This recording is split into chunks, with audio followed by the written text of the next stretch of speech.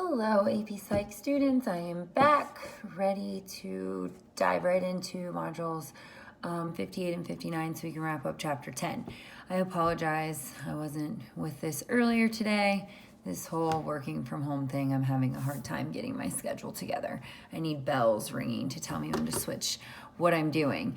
So better late than never. I was feeling a little adventurous and living on the edge today and left the house. Went to Target and Lowe's and just really taking my chances out there. So I am back. I am ready to get going on this.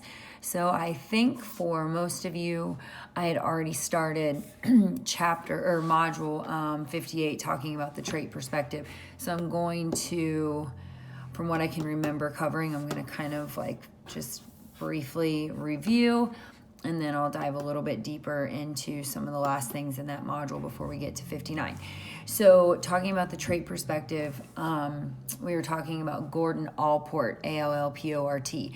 Gordon really kind of just looked at Sigmund Freud and the psychoanalytic theory as way too deep, that there's really no need to give an explanation for our personality, but to just describe our personality and to do that in traits. And so all that traits are, according to Allport, is just behavior patterns. And we can easily measure someone's behavior patterns by having them do a self-reported test. And so that's where we get our personality inventories, things like the Myers-Briggs type indicator, which all of you have taken, giving you a 4-letter type of description of your personality. And they give you 4 traits that describe you as an introvert or an extrovert, for example, a thinking or a feeling type, and then they kind of give you a brief explanation of what that means. This is used to do things like find jobs, figure out what you want to major in college, put people into leadership positions and work team development, a lot of different things like that. So anyways, when we talk about the trait perspective, that's kind of our focus, is more of the describing personality, not giving an explanation of personality. So moving on to the next slide, I'm trying to go slide by slide so you guys can follow along in the PowerPoint. The way that we determine these traits with these personality inventories is using factor analysis.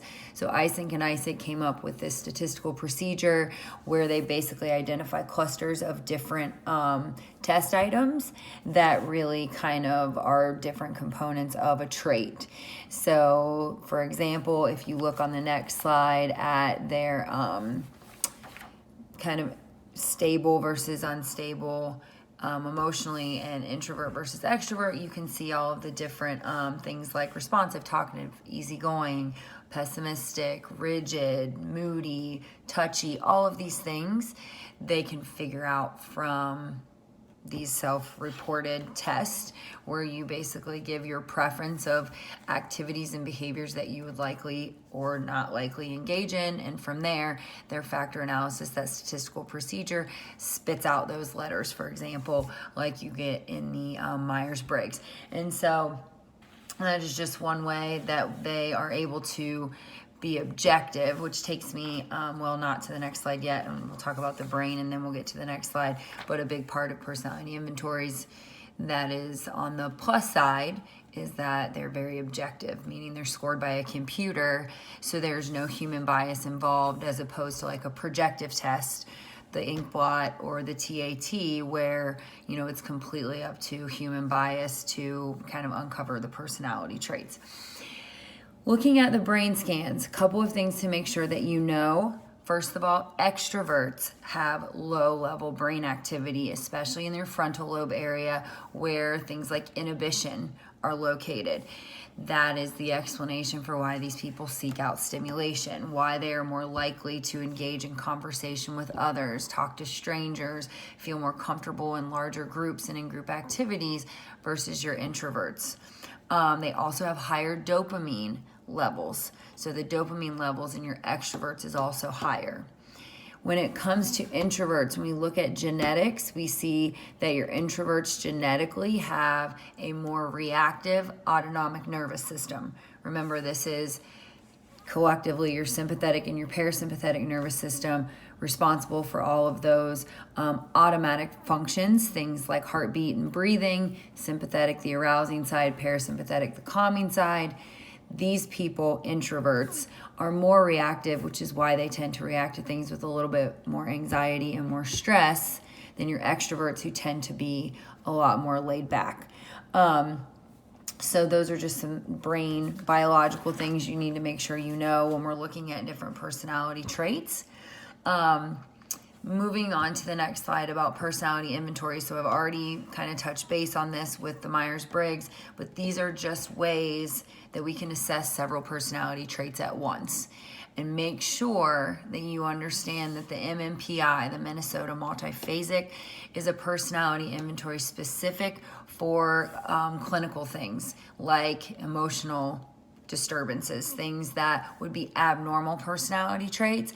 And originally this test was set up just for a clinical setting to be able to identify people who do have some type of an emotional disorder, where today it's also being used to identify any abnormal traits in people who are trying to go into a job or a field that's very high stress.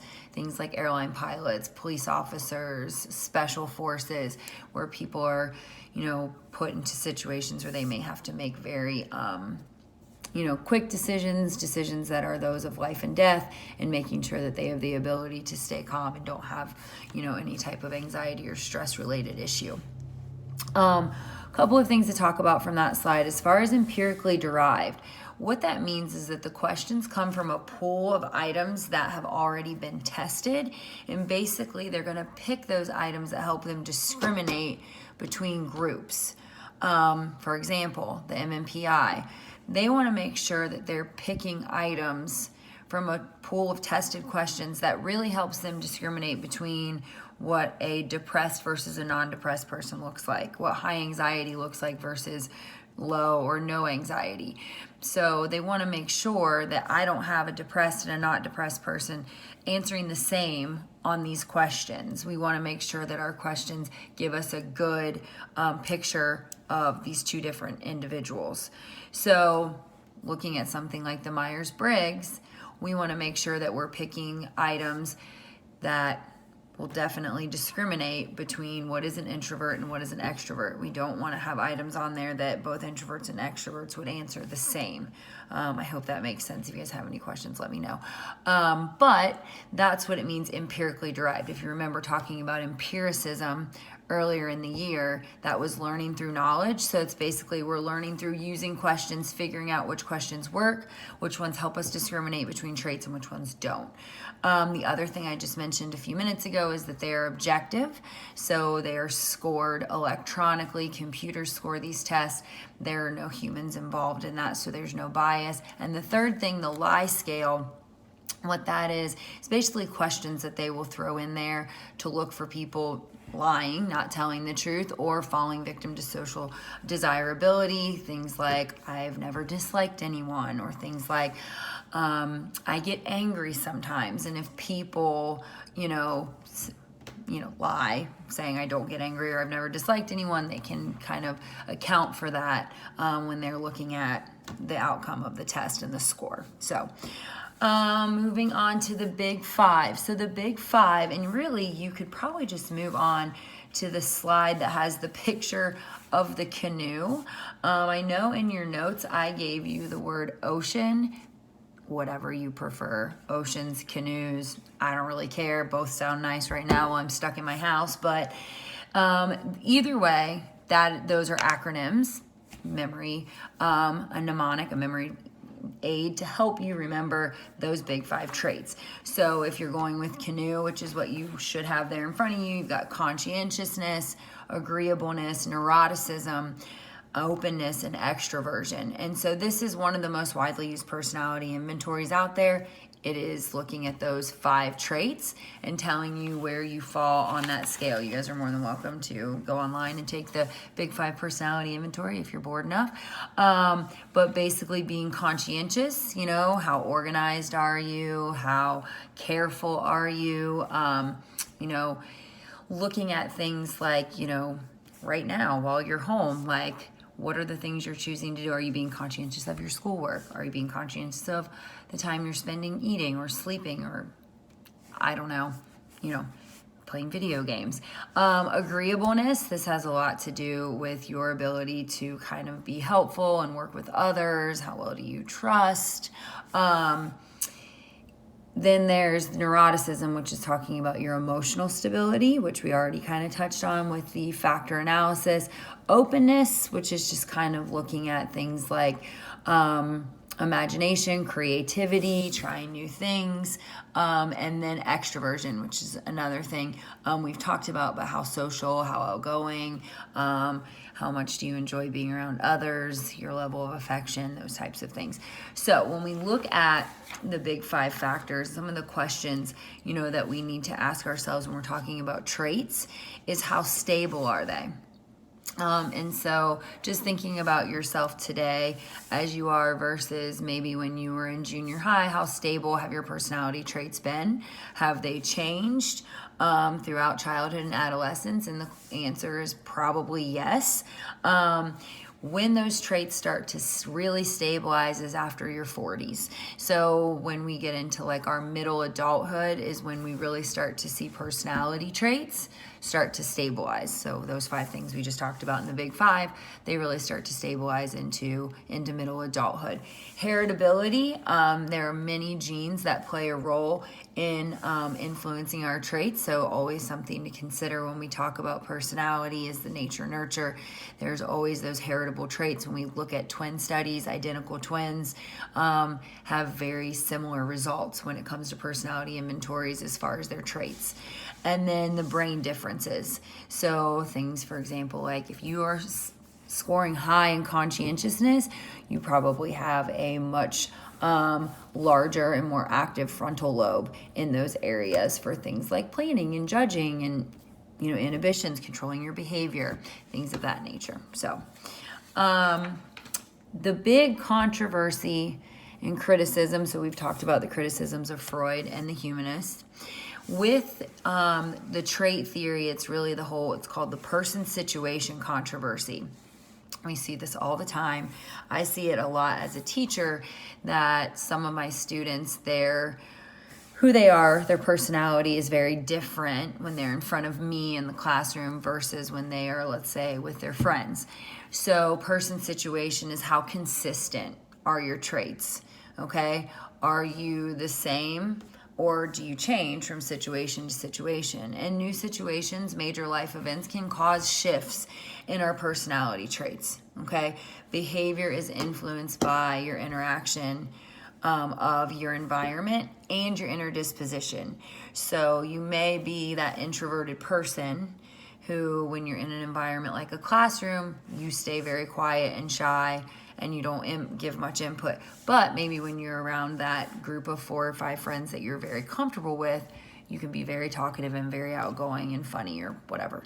So remember, it's always that combination of the person and the situation or your nature and nurture. So those internal traits that you have genetically and then that environment and how it influences the way that those traits come out. So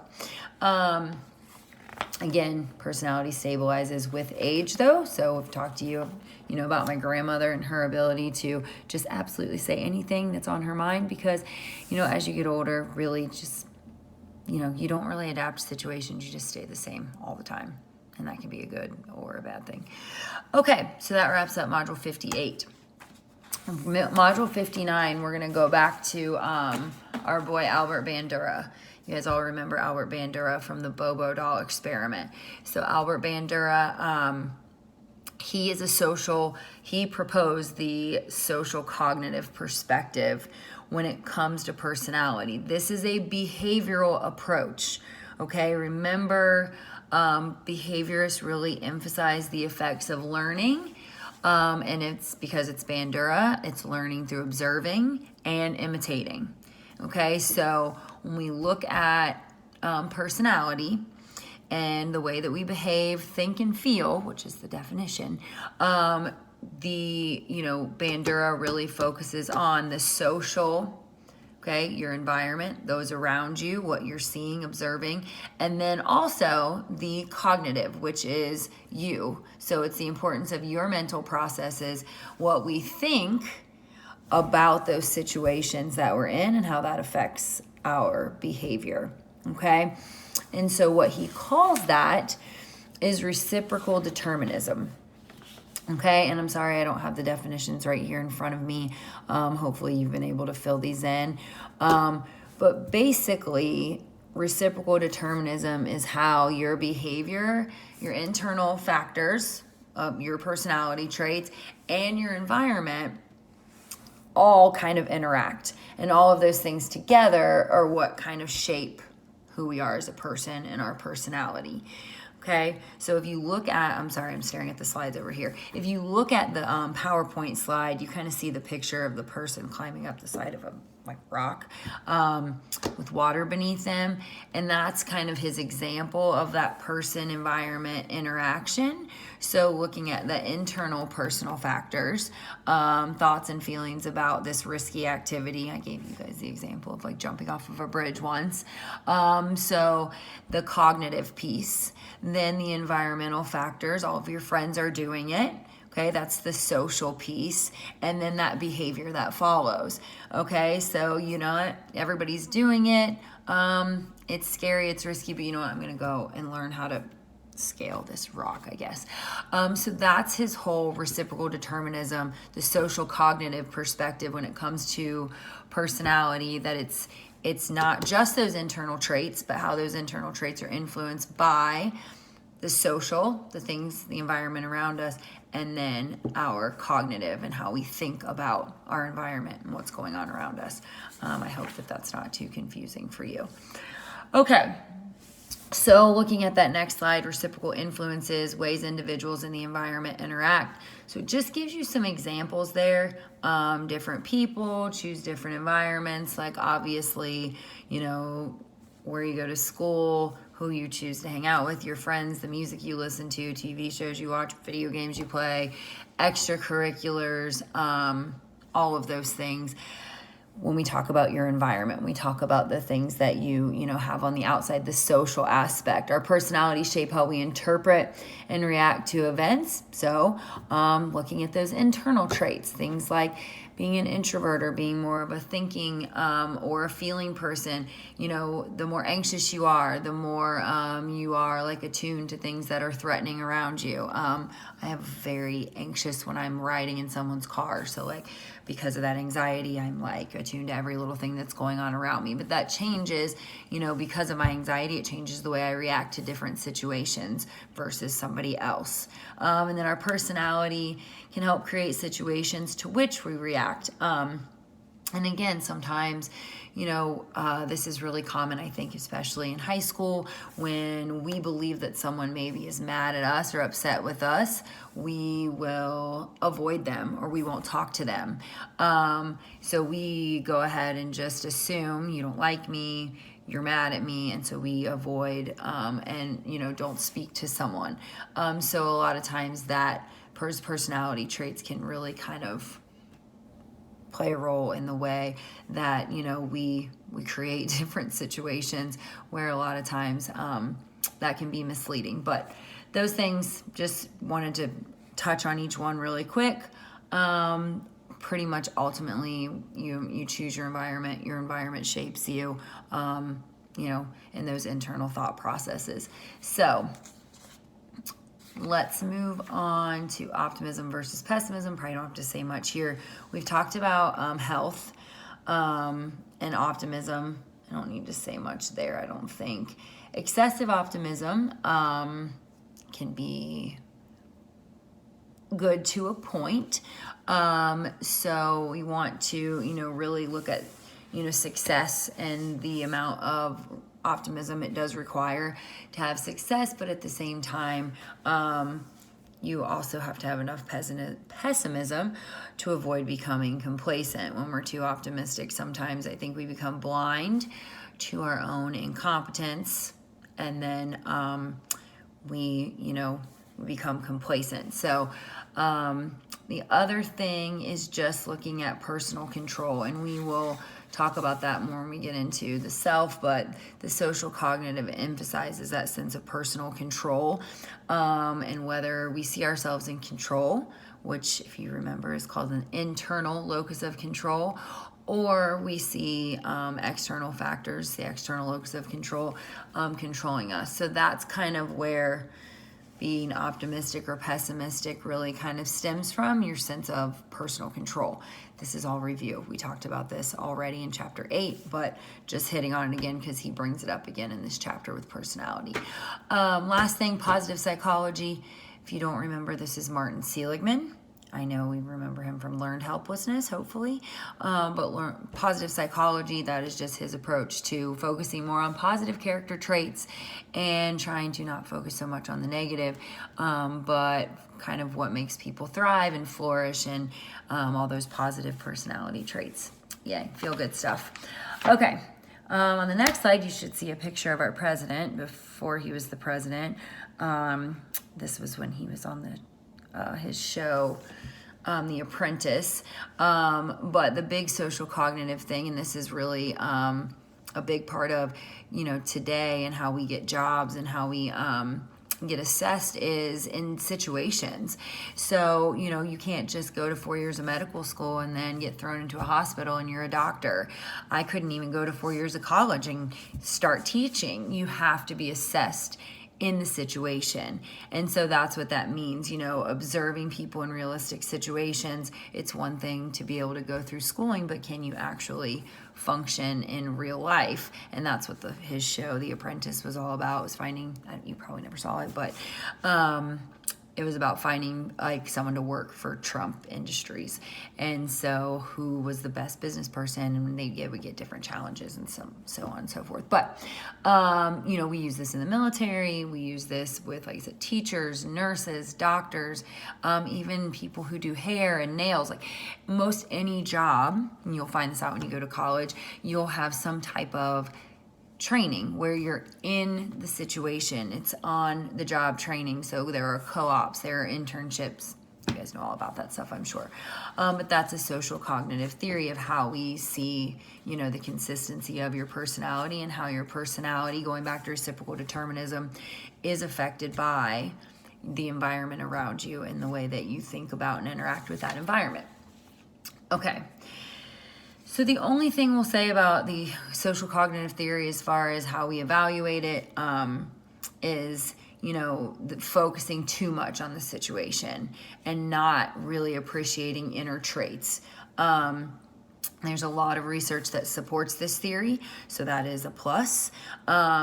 There's, we've seen it. We've talked about so much of the research that's been done on cognition and learning, but there is that criticism that they don't appreciate, people's internal genetics. So, okay, the next slide just is a nice breakdown for you of the different theories, psychoanalytic and psychodynamic. So the big thing there is just understanding the difference between Freud and then the Neo-Freudians and the more modern day approach, the humanistics and trait, and then social cognitive. And the names that you need to know are all there.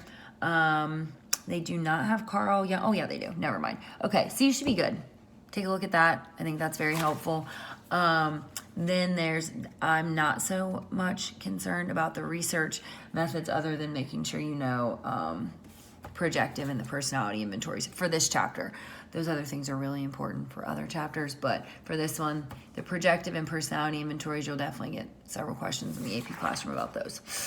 Okay. I've been talking for a long time. I apologize. And this is going to take forever to load. And I need some water. But I'm going to just power through so we can get this done. The last thing, exploring the self.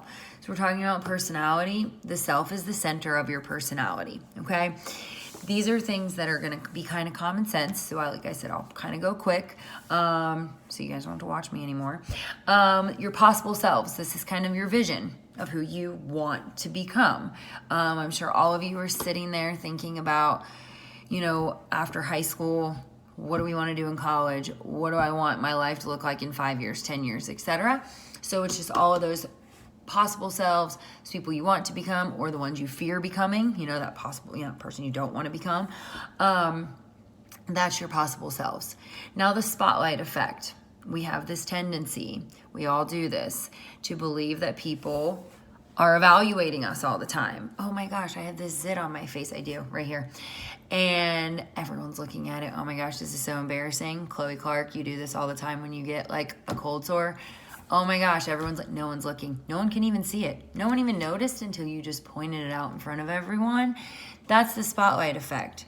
Okay, we have this tendency to really assume that people are evaluating us, our performance, our appearance.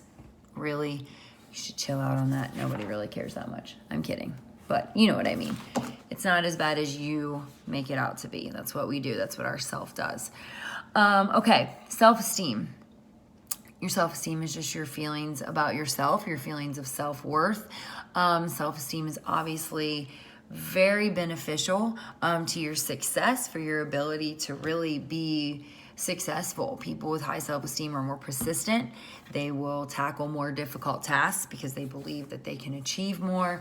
They usually are less shy and anxious. So, you want to work on your self-esteem. Self-esteem is very helpful. And so is what's called self-efficacy. Having self-esteem gives you a sense of self-efficacy. What this is a sense of being competent, being good at what you do. Okay, so having self-efficacy as a teacher is me believing that I am effective at what I do. I believe that I am successful and I am competent as a teacher. You want to have self-efficacy in yourself as a student or as a teammate, or as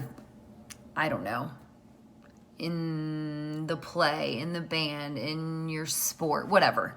Okay, self-efficacy is just feeling that you yourself are competent and effective at whatever that job or that role is that you have. It's a tough word. People screw it up all the time, but it's an important one. They always put it on the AP exam. A lot of times they put it in the FRQ. So, no self-efficacy. Self-serving bias, I've touched on this a couple of times. We like to perceive ourselves favorably. Okay, we have a self-serving bias. We talked about this when we talked about defense mechanisms. We like to accept responsibility for things that we do well. When we are successful, we do not like to take responsibility for our failures. And this is where things like rationalization come into play. When we start to, blame others. Well, it wasn't my fault that, I had a bad game. It was the referee, or it was my coach, or my teammate didn't pass the ball, whatever. So we are much more likely to see ourselves and favorably. That's self-serving bias, seeing ourselves as better than average. Defensive versus a secure self-esteem. A defensive self-esteem is just one that is very fragile, focuses on sustaining itself. So criticism and failure are very, very difficult for people with a defensive self-esteem. They can be more angry, can be more aggressive. So again, that secure, solid self-esteem is really important for people to be successful in life. And we'll move on from there. Oh no, we got to talk about narcissism. Not much to say here. I think you all know what it means to be narcissistic. Excessive self-love, self-focus. The whole world revolves around me. I don't really care about anyone else. I think we're all familiar with that term. Okay, last slide. Yay. Individualism versus collectivism. And these are two terms I've used so much this year, you're probably freaking sick of hearing them. But, when we talk about our personality and ourself, there's a lot of that environmental influence that comes from our culture. And do we live in a more individualistic, which is the priority is on our own goals, on our own, successes, or is it collectivist, where there's a much more deep attachment to our group, to our family, and we are more concerned with the betterment of the whole, the group. Our priority is much more concerned with, those around us versus an individualistic society, which we all live in, where we really, we focus on ourselves. So, yeah. The last slide of the chapter, is just kind of shows you a comparison of individual versus collectivism, but I think you guys are probably pretty solid on that. So, yeah, that's it for chapter 10. Sorry to keep you on here for a full 30 minutes. We'll try to do better next chapter. But what I will say is that I'm sorry this is late. I meant to do this earlier. Time got away from me. But once you've had a chance to watch this, feel comfortable with your notes, and then you can jump on AP Classroom. I'm going to put those up tomorrow. I'm going to try and do that early because that shouldn't take me long. I'll get those up tomorrow morning. We'll say by noon. And then let's try and all have it finished by Sunday at 9 p.m. Okay, so that should give you plenty of time. You have all day tomorrow, all day Saturday, and all day Sunday. That's for 3 full days. To get through, I think, 43 questions. That's very doable. So please do that. I'm going to be checking and seeing who's done it and who hasn't, and I really don't want to be super annoying and send you emails, but I will. I will email you or reach out to you in some way if you're not finished, to make sure you don't have questions. If you do, please post them at the bottom of this video, or you can email me and put them in Google Classroom, whatever is easiest. Yeah, so I'll post AP Classroom questions tomorrow, and then I'll be back with a new video on Monday to start chapter 11. I hope you guys have a great weekend. Not that it's going to be any different than the week, but I'm thinking about all of you, and I miss you, and stay healthy and stay safe, and bye.